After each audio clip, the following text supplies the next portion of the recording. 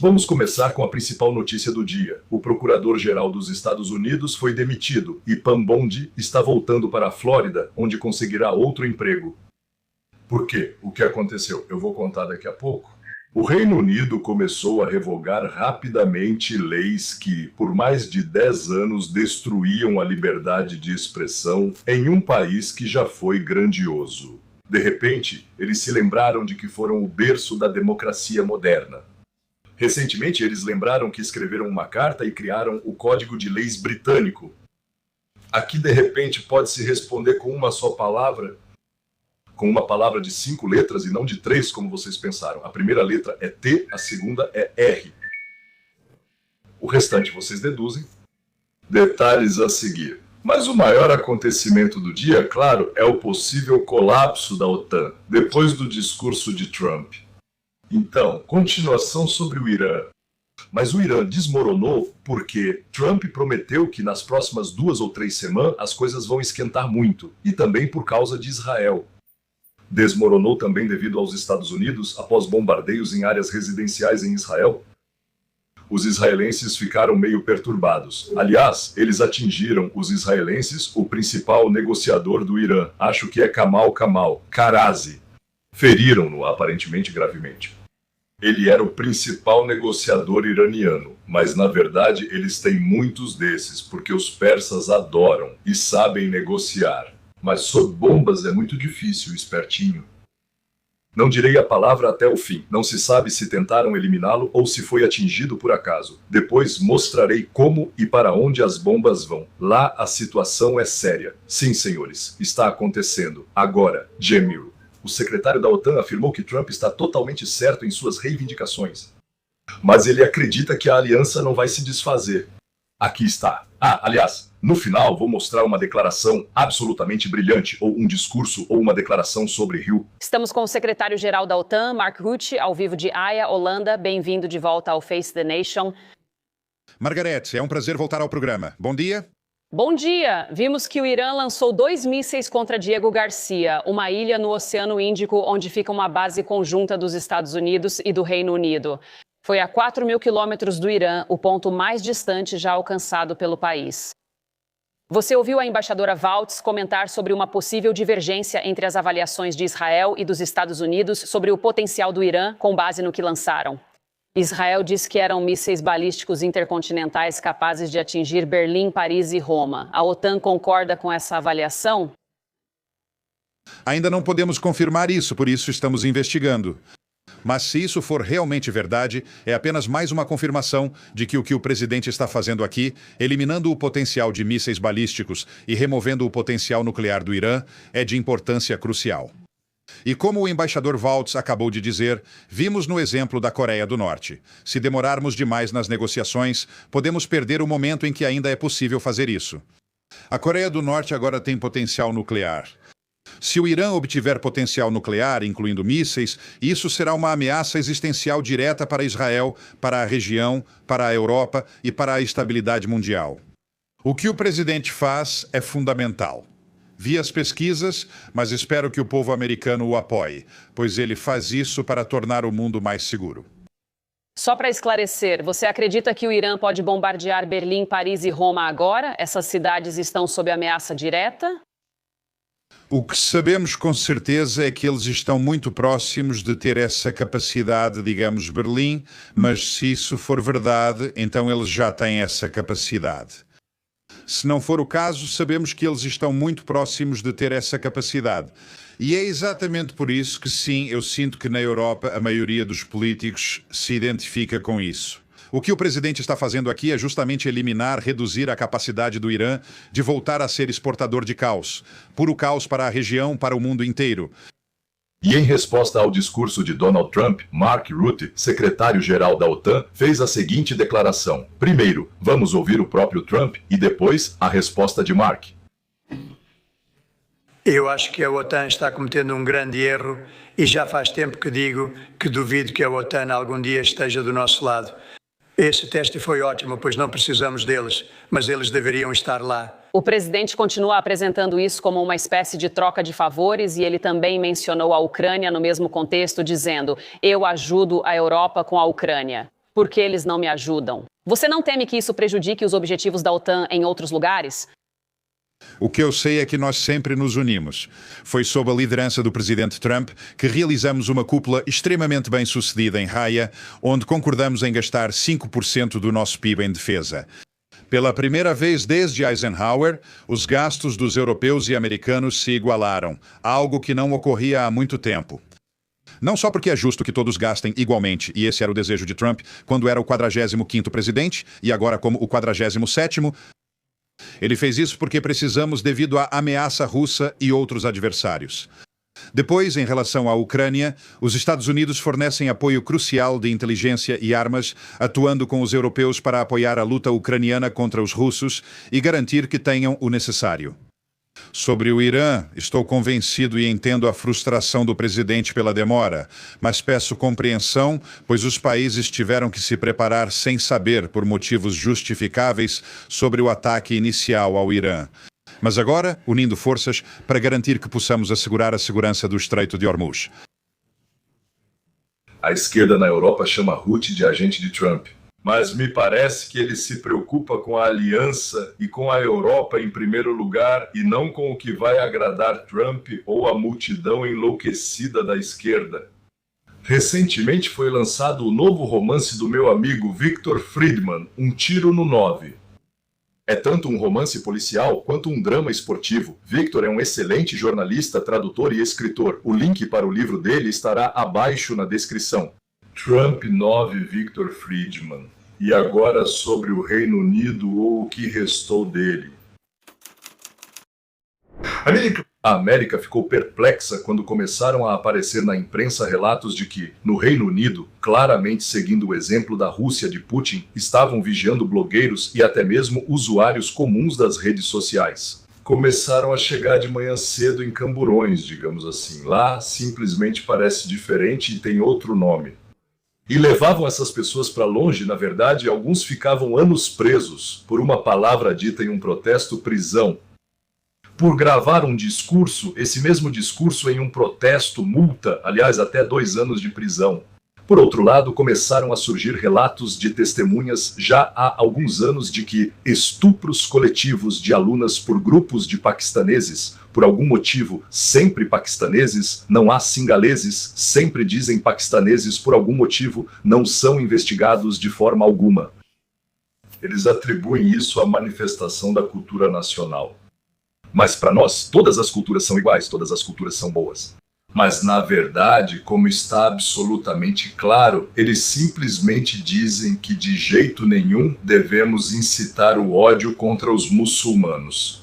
E quanto às nossas alunas, a gente não liga. Se acontecer alguma coisa, elas fazem um aborto. Legal, legal, simplesmente muito legal.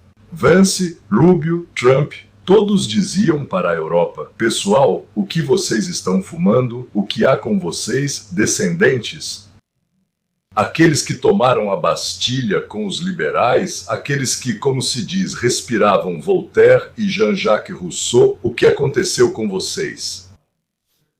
Alguns lugares na Europa, para ser sincero, já estão simplesmente irreconhecíveis, eles estão totalmente diferentes. Adoro a Europa e desejo seu sucesso, mas ela segue pelo caminho errado. Nas últimas décadas, tornou-se comum em Washington e capitais europeias acreditar que só se desenvolve uma economia ocidental moderna com gastos públicos crescentes, migração em massa sem controle e importações contínuas. Mas de repente, depois do discurso de Trump, dizendo que nossos caminhos não são mais os mesmos, percebemos que pensávamos que compartilhávamos das mesmas ideias, mas agora já não somos mais.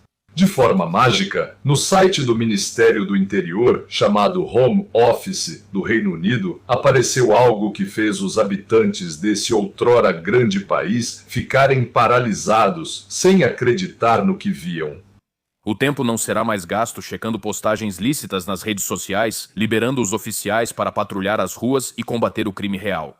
Ou seja, de repente a atenção da oposição se desloca daqueles que não gostavam de globalismo, socialismo, escravismo e que eram caçados como criminosos. Embora tudo o que eles fizeram foi simplesmente expressar sua opinião, eles nem sequer conclamaram ninguém a nada, apenas expressaram sua opinião. E de repente, o Ministério do Interior da Inglaterra informa que, na verdade, eles não eram criminosos, e que isso não eram crimes, e que deveriam se ocupar de crimes de verdade. Isso me interessa muito.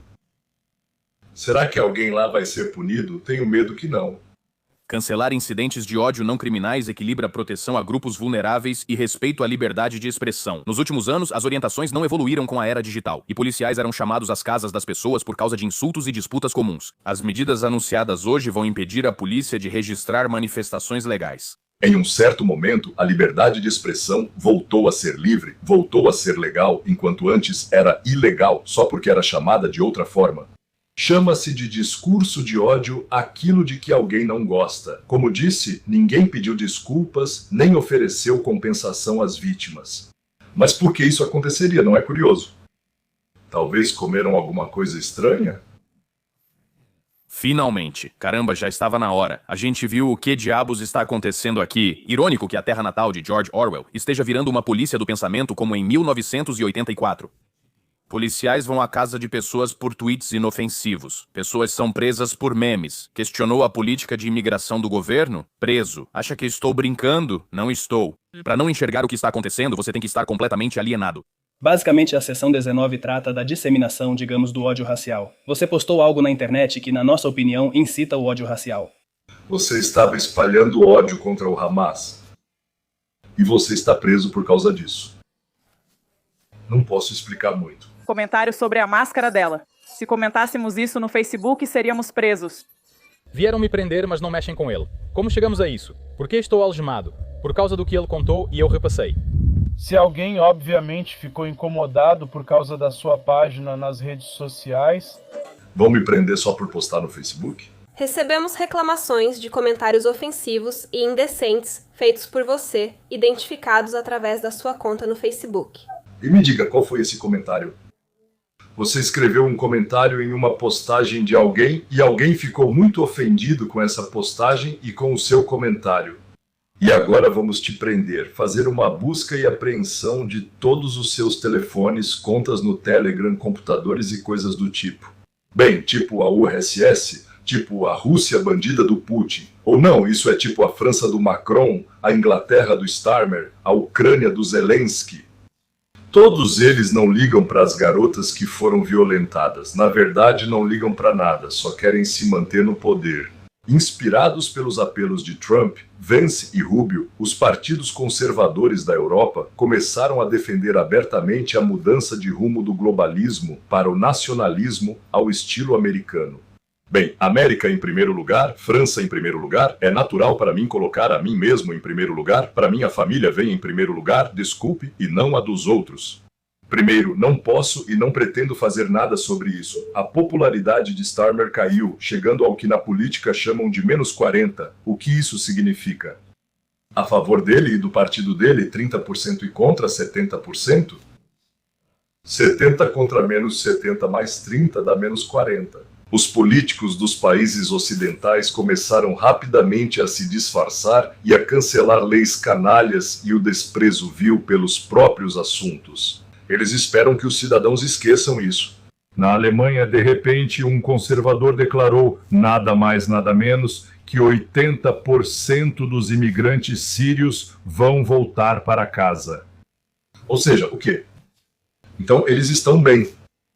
Bem, o tipo tem outro nome, mas é tudo a mesma coisa, né? Vai pegar eles e deportar. Isso é expulsão, senhores, 80% dos sírios. Isso é 1 milhão de pessoas, 1 milhão de pessoas. E quantos mais, então, muçulmanos que foram deixados entrar temporariamente estão andando pela Alemanha? Sim, eu sei que é preciso acreditar nos muçulmanos. Todos iam para onde havia mais benefícios, pois ganhavam até mais do que trabalhando 8 horas cavando buracos ou fazendo entregas. Isso pinta um quadro muito claro. O pêndulo balançou completamente. A migração em massa acabou. A Europa finalmente está virando a página. Todo o continente está dizendo basta. Patriotas britânicos da União Europeia e povos da Europa estão oficialmente de saco cheio e isso começa a dar resultado. É triste que tanto dano tenha sido causado, que a vida de tantas pessoas tenha sido irremediavelmente destruída, especialmente se considerarmos as consequências das gangues de pedófilos. Por exemplo, quantas meninas tiveram suas vidas simplesmente despedaçadas. Mas você sabe, não tem como mudar o passado. É possível mudar a história e isso já está acontecendo. E tudo isso, de novo, graças a quem? A Donald J. Trump. Irã. Foram descobertos e destruídos depósitos de mísseis e outros tipos de munição. Ou seja, uma ponte foi explodida no Irã, a maior ponte do Irã. Começamos com um novo vídeo do CENTCOM dos Estados Unidos que oferece aos americanos uma visão atualizada dos ataques dos Estados Unidos ao regime terrorista do Irã. O presidente Trump declarou que a Operação Fúria Épica está chegando ao fim. Notícias importantes nesta quinta-feira. Sou Harris Faulkner e você assiste ao Faulkner Focus. Ontem à noite, o presidente demonstrou confiança em seu discurso ao povo americano. Ele disse que a missão está avançando e alertou o regime iraniano, aquele que mata seu próprio povo, que os Estados Unidos ainda não terminaram com isso. Tenho o prazer de informar que esses objetivos estratégicos estão quase alcançados. Desde o início da Operação Fúria Épica, deixei claro que continuaríamos agindo até que nossos objetivos fossem totalmente alcançados. Graças ao progresso que alcançamos, posso afirmar esta noite que estamos a caminho de concluir em breve, muito em breve, todos os objetivos militares dos Estados Unidos. Vamos atacar forte nas próximas 2 ou 3 semanas, destruir o equipamento deles e levá-los de volta à Idade da Pedra, onde pertencem. Vamos levá-los de volta à Idade da Pedra. Na verdade, é lá que eles pertencem. E o CENTCOM está basicamente relatando a escala da Operação Fúria Épica. Esse é um componente mensurável do que estamos fazendo lá em termos militares. Os Estados Unidos atacaram mais de 12.300 alvos. Danificaram ou destruíram mais de 155 embarcações iranianas e empregaram mais de 30 diferentes meios americanos. Em seguida, a ex-vice-conselheira de Segurança Nacional, Victoria Kautz. Vamos nos aprofundar. Ela ajudou a analisar o discurso do presidente de ontem. Voltaremos a falar com ela. Quero começar com o principal correspondente da Casa Branca, Piotr Duzzi. Piotr. E Harris, o presidente Trump informou aos parceiros da OTAN que, se precisarem de ajuda para manter o Estreito de Hormuz aberto, os Estados Unidos vão ajudar. Mas os Estados Unidos praticamente deixaram de liderar isso. Bem-vindo ao nosso programa, espero que esteja tudo ótimo com você, de onde quer que esteja assistindo hoje. Estou gravando isso em 2 de abril e temos notícias importantes. Um dos maiores alvos no Irã foi atingido e destruído, e essa é uma ponte crítica nos arredores de Teherã. Ou, eu diria, conectando Teherã ao mundo exterior, onde os militares podem transportar suprimentos de um lado para o outro para manter as operações militares funcionando. Nós conseguimos, temos um vídeo, isso é incrível. Além disso, o principal negociador no Irã, que tentava negociar um cessar-fogo informalmente com os Estados Unidos, ficou gravemente ferido, supostamente em consequência de um ataque aéreo israelense. Então, esta é a ponte B1 em Karaj, que conecta o mundo exterior ou permite que Teherã acesse o mundo exterior. Ela é usada para o transporte de tropas, também é utilizada para a movimentação de recursos militares. Eles poderiam usá-la como rota de evacuação para alta liderança. É uma ponte enorme, simplesmente gigantesca. É uma das maiores pontes daquela região do mundo e é a mais cara já construída pelos iranianos. É um objeto estratégico. O equilíbrio estratégico na Terra muda quando um alvo desses é atingido, como ocorreu agora. Agora vamos mostrar isso para vocês em tela cheia e vocês verão como essa ponte será completamente destruída, cortando parte da rota de retirada de Teherã, privando o regime da possibilidade de reabastecer e receber reforços. Vamos ver. Então, vocês podem ver, bem ali aconteceu uma explosão poderosa na ponte. A ponte está desabando. A ponte está desabando. Vocês veem como ela está desabando bem ali. Olhem só. E esse está longe de ser o único ataque. Isso parece... Deixe-me conferir. Acho que também é de Karaj. Vamos assistir ao vídeo. Vocês podem observar bem aqui, uma enorme coluna de fumaça. Uma coluna de fumaça simplesmente gigantesca após o ataque aéreo realizado pelos Estados Unidos da América, destruindo cada vez mais alvos.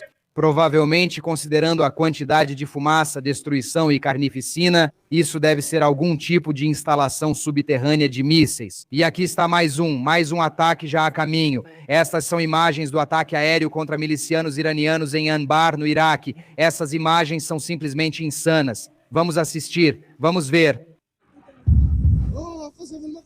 Explosões enormes continuam. Depósitos de armas em bunkers e subterrâneos, fábricas, pontes, restos da frota. A pergunta de por que a aviação está sobre Ambanda, pergunte a si mesmo. Alguém está sendo responsabilizado pelas ações contra os republicanos e Trump durante os anos de 2016 a 2024. Alguém está sendo julgado. Pelo menos alguma justiça alcançou alguém. Trump, 2 de abril de 2026. Ela se encontrou com Trump no Salão Oval na noite anterior ao seu discurso à nação sobre o Irã, onde foi informada sobre sua demissão. Segundo as informações, quando Trump subiu ao púlpito, Bondi já havia perdido o cargo e seguia para a Flórida. Há 2 motivos para a demissão. O primeiro é o caso Epstein. Pan declarou em fevereiro, isso foi em 2025 na Fox News, que a lista de clientes de Epstein estava em sua mesa para análise. Depois disso, o ministério dela declarou que tal lista simplesmente não existe. Isso causou uma onda de raiva e protestos entre a base de Trump. Em segundo lugar, Trump está insatisfeito com o quão agressiva ela foi em relação às investigações e punições daqueles que perseguiam a República. Trump, durante pelo menos 4 anos do governo Biden. Ou seja, aquilo que nós falamos e pensamos diariamente a todo momento.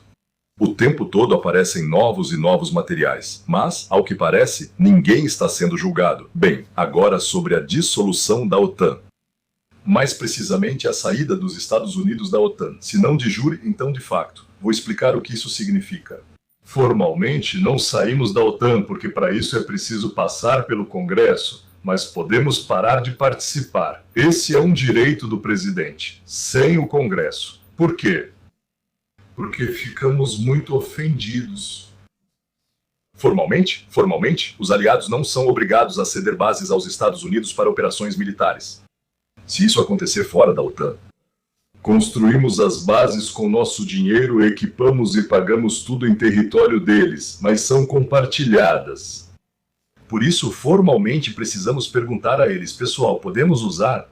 Durante muitos anos, bem, pelo menos 40 anos, eles sugaram nosso dinheiro vivendo às nossas custas. Durante a guerra podiam dizer, não vamos participar, nossa população é contra, entre outras coisas. Mas eram obrigados a dizer, bem, não eram obrigados, mas deveriam dizer, claro, vocês podem usar nossas bases conjuntas para suas necessidades. Mas a Europa, há muito tempo, desde a época de Hitler, faz esse papel de apaziguadora boazinha. E agora, aliás, a Alemanha também se juntou aos nervosinhos. Bem, o Trump geralmente começa com algo enorme e depois, na verdade, acaba querendo muito menos. Esse é o jeito dele, o método Trump.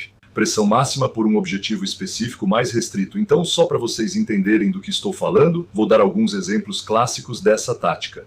Groenlândia, isso é Canadá? Canal do Panamá? Isso foi em janeiro de 2025, ele ameaçou anexar 51º estado o uso de forças militares. Mas o objetivo real era reduzir as taxas portuárias no Panamá, conseguir concessões do Canadá em relação ao comércio, inclusive de laticínios, e obter acesso militar ampliado ao Ártico.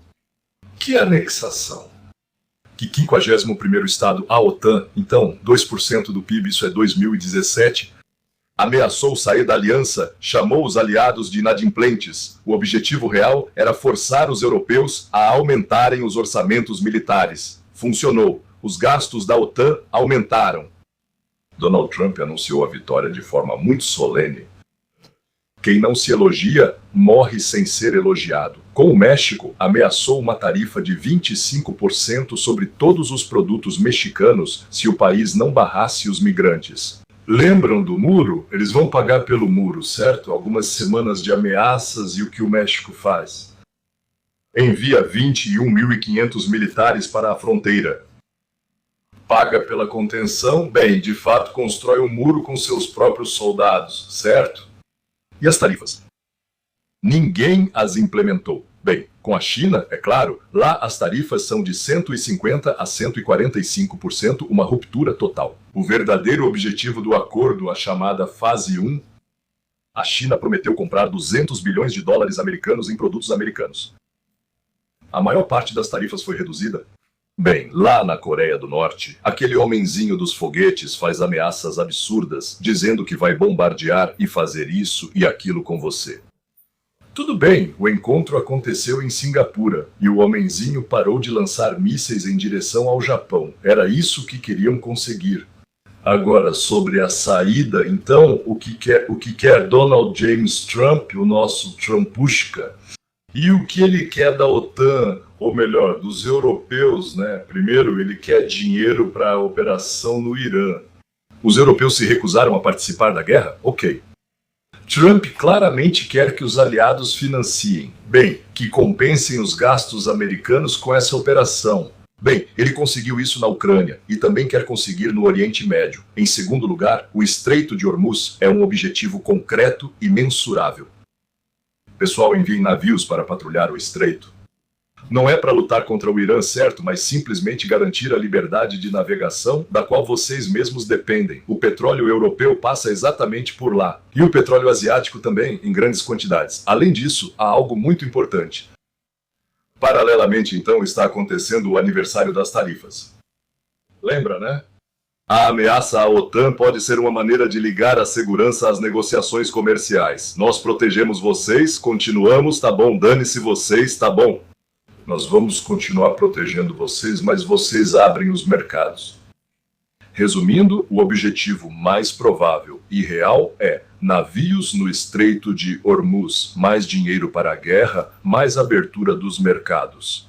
Para que Trump possa sair e dizer, por assim dizer, nós vencemos.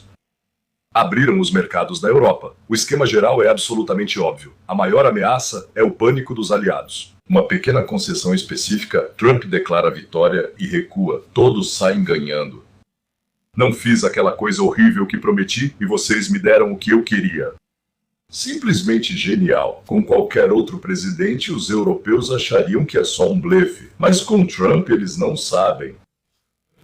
Ele, como dizíamos na infância, é um maluco. Ele é imprevisível. E ele pode fazer algo que, do ponto de vista deles, um político jamais faria. A Europa decidiu dar uma resposta forte ao mundo às reclamações de Trump. E organizaram, você adivinhou, uma reunião. Na noite de quinta-feira, houve um encontro de representantes de 40 países sobre o tema de Hormuz. A reunião virtual foi conduzida pela ministra das Relações Exteriores britânica, Yvonne Cooper. 40 países, uma coalizão. Eles decidiram, pretendem usar todos os... todo o arsenal. Todo. Diplomáticos. Instrumentos econômicos. Ou seja, eles vão fazer duas reverências quando falarem isso. E não uma vez, como normalmente fazem. Para garantir a abertura segura e sustentável do Estreito de Hormuz. Entre as possíveis medidas estão novas sanções contra o Irã, e tenho absoluta certeza de que inclusive contra aqueles que já mataram americanos nesta guerra. Os planejadores militares nos informaram paralelamente. Eles estão estudando opções de desminagem e escolta de navios. Escolta, exportação, escolta, não exportação, escolta. Mas só depois do fim da fase ativa do conflito. Traduzindo para o russo, quando os caras pararem de atirar, aí nós vamos chegar. Antes disso, não podemos. Não temos tantos navios assim. Após o perigo, iremos imediatamente e vamos nos exibir um pouco de um lado para o outro. Não há participação militar. Na Alemanha, aliás, Pistorius, ele se expressou de forma absolutamente genial. Essa não é a nossa guerra. Mas ele pegou isso do Trump. Nós não começamos essa guerra. De novo, por assim dizer, ele pegou isso do Trump. O que espera Trump? Ouça aqui. De um punhado de fragatas europeias. No Estreito de Hormuz existe uma poderosa frota americana. Não consegue lidar com isso?